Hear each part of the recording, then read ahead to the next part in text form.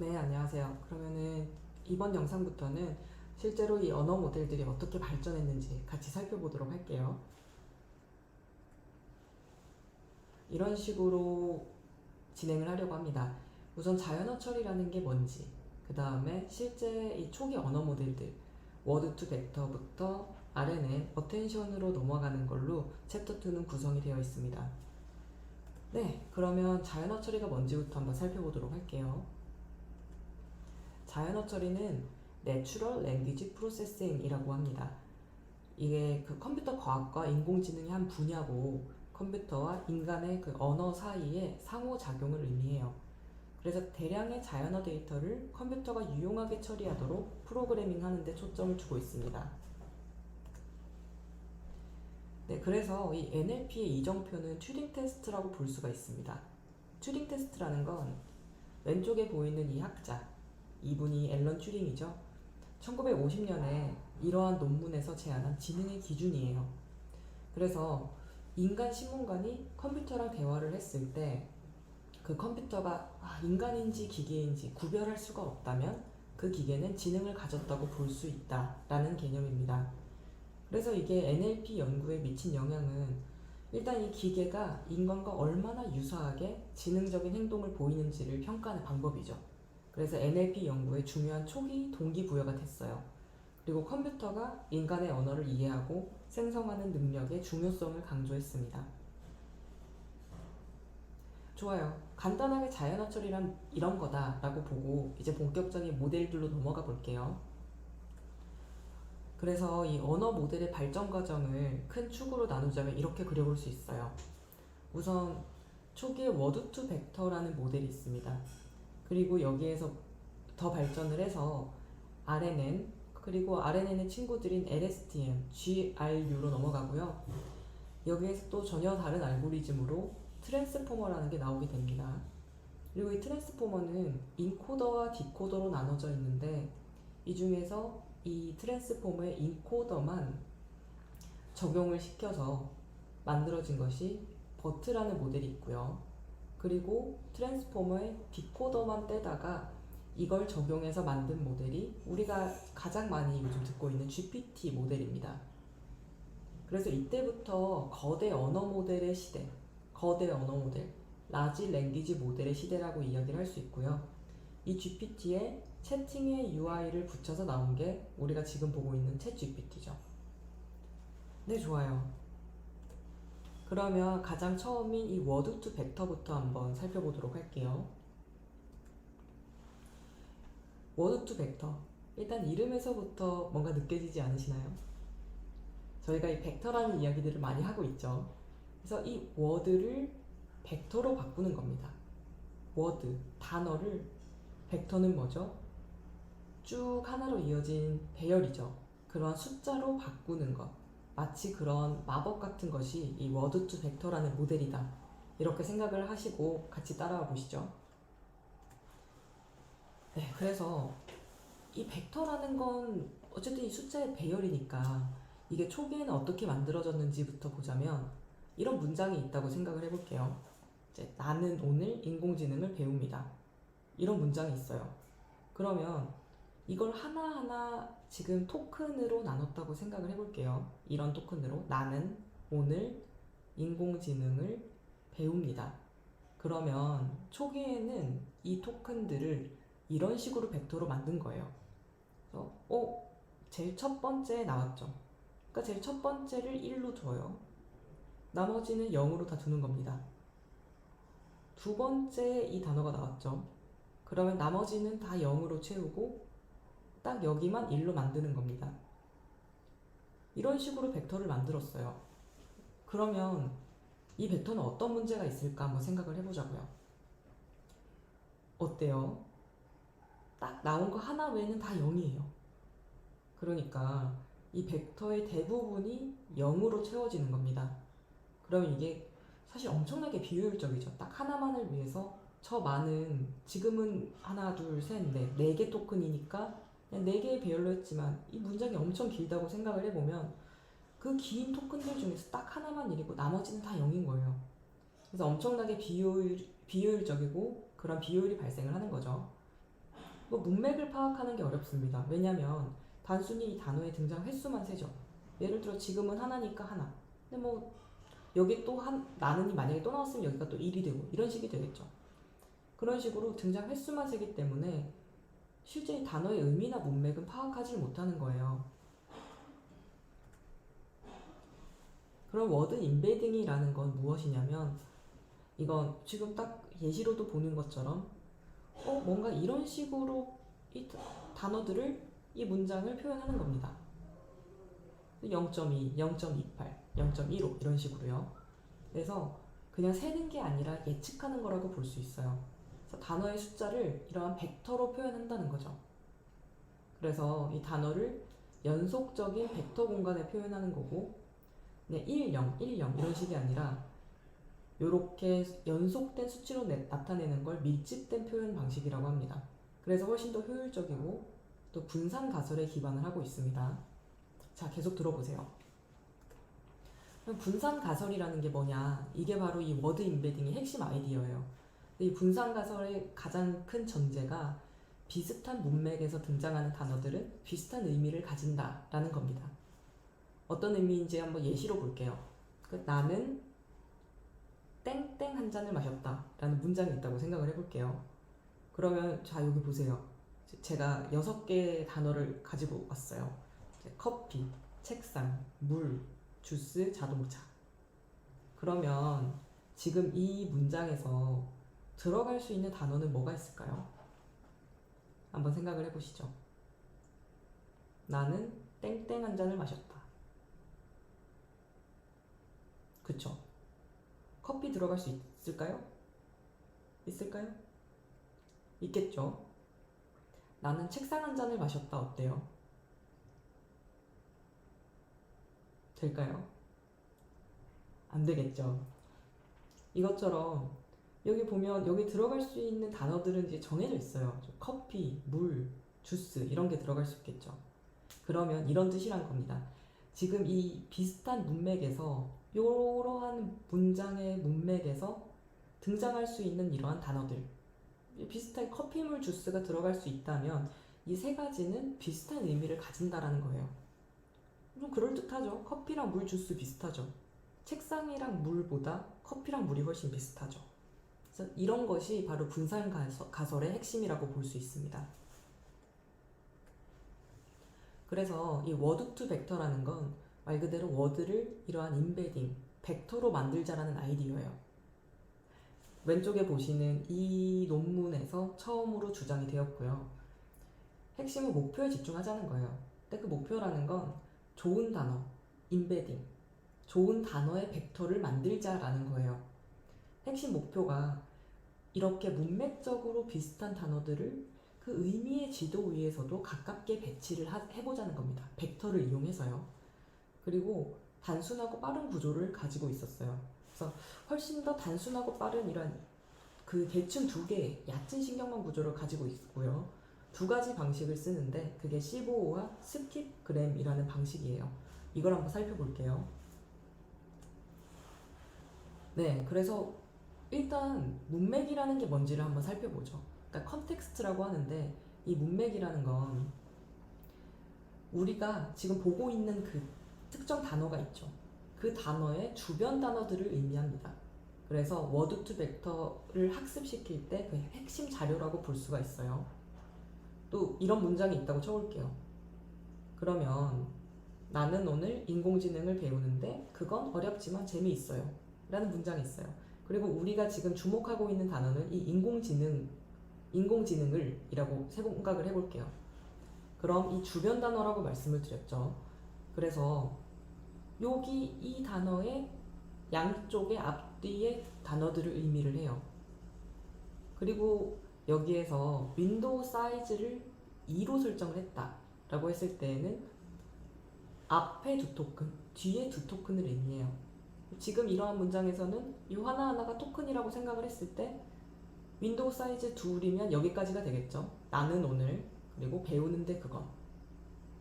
그래서 윈도우 사이즈를 조정을 해서 더 많은 혹은 더 적은 문맥 단어를 고려할 수가 있죠. 그리고 이렇게 하면서 그 모델의 성능과 특성에 영향을 끼치게 됩니다. 좋아요. 문맥이라는 건 그런 거고요. 그러면 이 워드2 벡터는 두 가지 예측 방법을 씁니다. 시보어와 스킵그램인데 시보어 같은 경우엔 그 문맥으로 중심 단어를 예측하는 거예요. 스킵그램은 중심 단어를 가지고 문맥을 예측하는 겁니다. 이런 거죠. 시보어는 the continuous bag of words라고 해요. 지금 보시는 이런 가방 같은 거죠. 이 가방에 백 안에 단어들이 막 들어있다고 생각을 하는 거예요.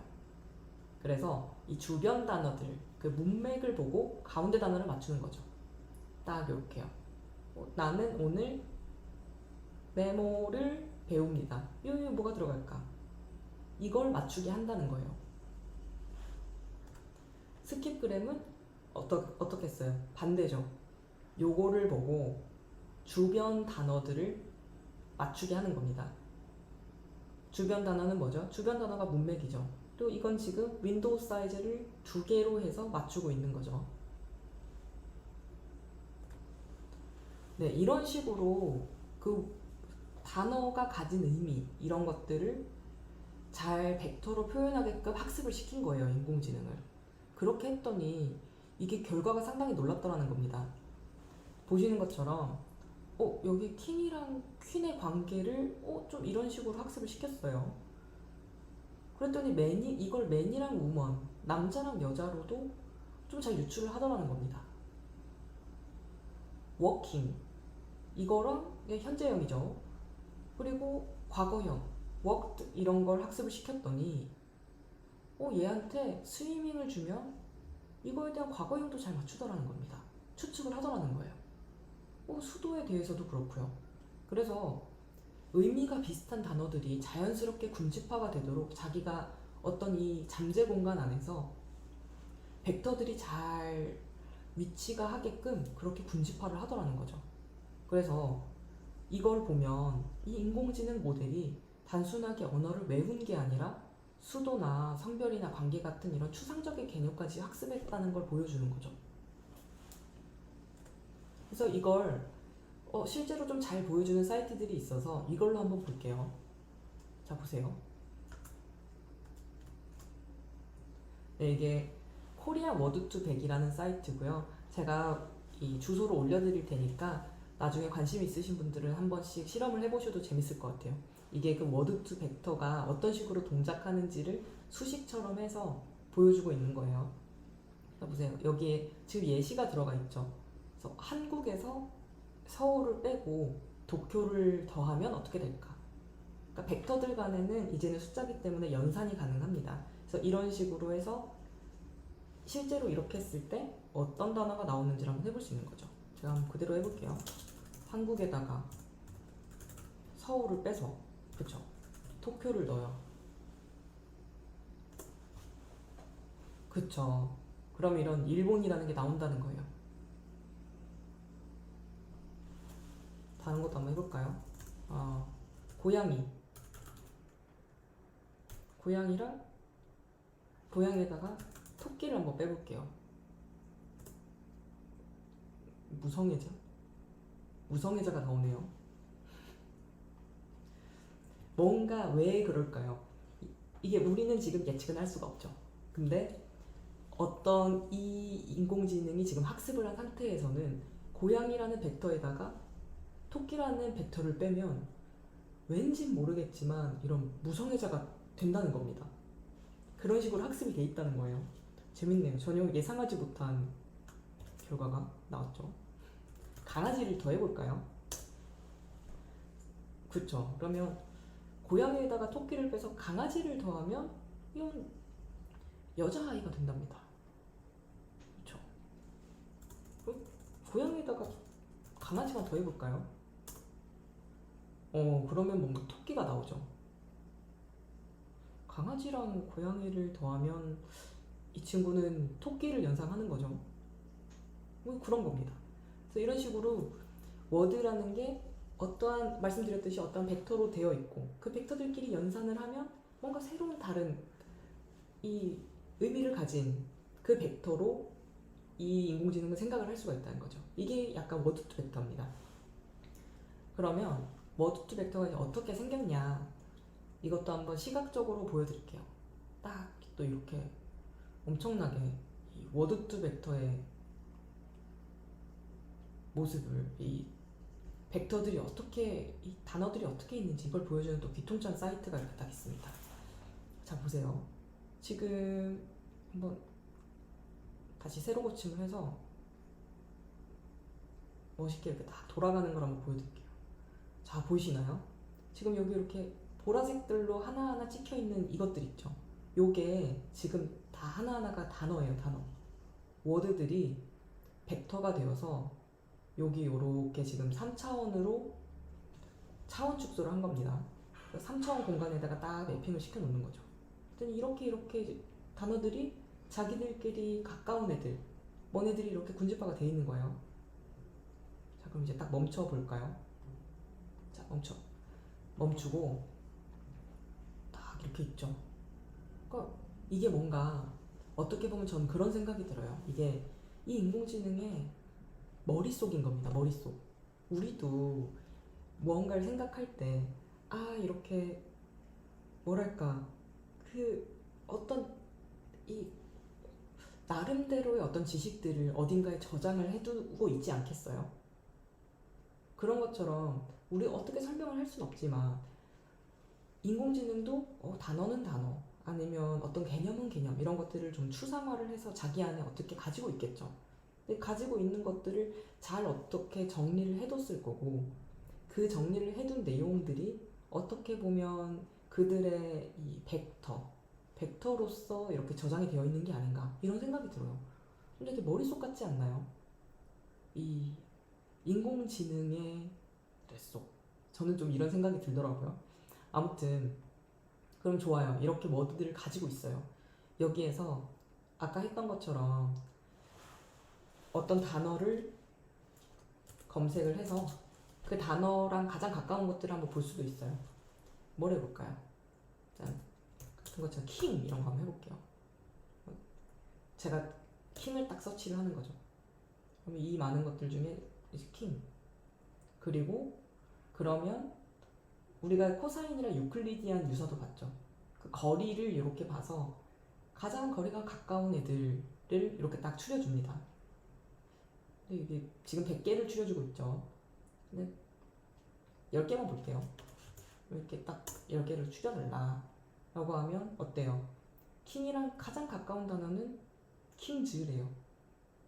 그 다음에 퀸, throne, 왕좌죠, 왕좌, 아들, 이런 게 있다고 하는데, 쫙 이렇게 여기 이렇게 몰려 있죠. 그리고 얘들만 한번 볼게요. 딱 이렇게 퀸이 있고 멋있게 막 돌아가죠. 퀸, 킹 헨리 이런 것들이 비슷한 단어라고 나오네요. 이렇게 또 이렇게 딱 멈춰서 이렇게 보면 이런 식으로 워드들이 벡터가 되어서 매핑이 돼 있는 겁니다. 그래서 관심 있으신 분들은 이런 식으로 워드2 벡터, 여기에서 다른 모델들도 한번 살펴보시면서 이렇게 한번 실험을 한번 해보세요. 제가 링크는 저기에 디스크립션에 공유를 해둘게요. 좋아요. 계속 가보죠. 근데 이 워드2 벡이 워드 인베딩이라는 것 자체가 한계점이 있는 겁니다. 여러분들 알잘딱깔센이라는 단어 아시나요? 알잘딱깔센. 지금 이 영상 보시면서 나 이거 알아 라고 중얼중얼 하는 분들이 분명히 계실 거라고 생각합니다. 아니면 저게 뭐지? 뭐야? 라고 하는 분들이 있을 거예요. 그런 분들이 마치 저 같은 분들인 거죠. 그래서 저도 뭐야 처음에 너무 딱깔센? 뭔지 몰랐는데, 여러분 이게 이런 뜻이래요. 알아서, 잘, 딱, 깔끔하고 센스 있게. 그래서 세상에 이렇게 모든 게 참 알잘딱깔센이면 얼마나 좋겠습니까? 네, 사실 여러분들은 이렇게 한번 가슴에 손을 얹고 우리 같이 생각을 해보자고요. 우리는 과연 알잘딱깔센이 맞을까? 솔직히 말씀드리면 저는 뭐 제가 알잘딱갈센이 아닌 것 같거든요. 그래서 나라는 사람도 참 알잘딱갈센이 아닌데 이게 인공지능한테 이런 것들을 바라면 얼마나 어려울까 그런 생각들도 하긴 합니다. 그래서 워드 임베딩의 한계점도 이건 거죠. 알잘딱갈센이라고 할 수가 없어요. 그리고 심지어 이런 자기가 보지 못했던 이런 새로운 단어, 그러니까 이거 알잘딱갈센 이런 거 진짜 신조어잖아요. 아니 오타 이런 게 나오면 이 워드 투 벡터, 이 워드 임베딩으로만 훈련이 된 모델들은 그 단어에 대해서 모르는 겁니다. 그 단어의 벡터를 만들어내지 못하는 거예요. 알잘딱갈센이 아닌 거죠. 그리고 동음 이의어에서도 문제가 있어요. 예를 들어 나는 맛있는 배를 먹었다 이렇게 말했을 때 이 배는 과일이죠.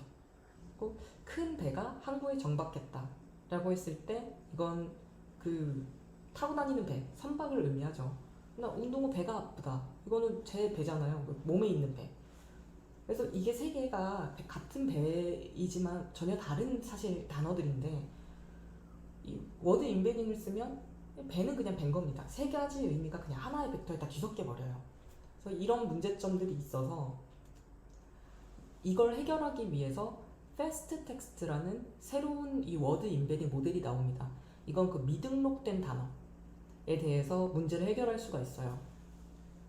왼쪽에 보이는 이 논문에서 제안이 되었던 모델이고요. 말씀드렸듯이 이게 워드 투 벡터는 단어를 통째로 그냥 하나의 벡터로만 표현하게 됩니다. 그런데 패스트 텍스트는 부분 문자열이라는 걸로 나누어서 처리를 하는 거예요.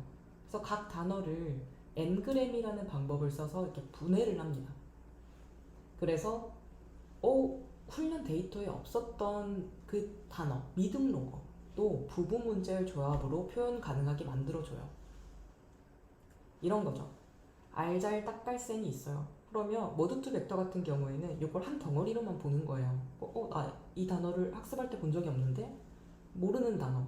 그럼 처리가 안 돼요.